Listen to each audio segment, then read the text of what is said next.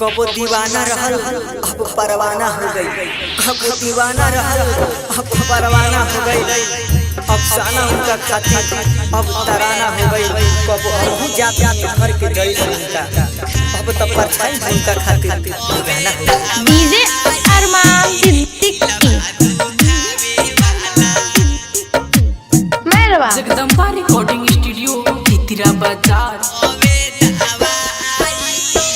कबहू ना प्यार करब सुनाए भाई, कबहू ना प्यार करब सुनाए भाई।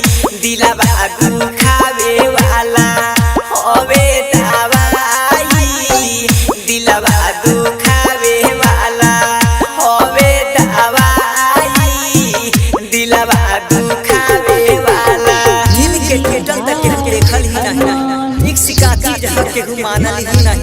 अरे हम तो तोरा के जान से भी ज्यादा जान, लेकिन तू हमरा के अपना कबो मान ही नहीं। हमारा जिंदगिया के नास दिल बिया, जियते जी हमारा के मार दिल बिया, जियते जी हमारा के मार दिल बिया।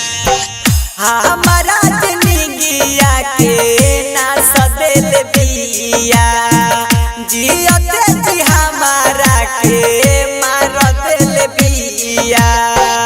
ओकरा के छोड़ दे हम कसम हम खाई, ओकरा के छोड़ दे हम कसम हम खाई।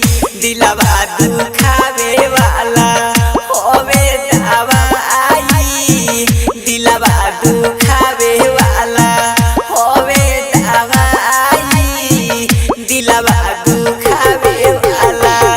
हर प्यार में तो तोरा हम कुर्बान हो गइनी, हर प्यार में तो तोरा हम कुर्बान हो गइनी। जान देवे खातिर भी तैयार, जब के ही ना मान ले अपन तो हम जी के क्या करते।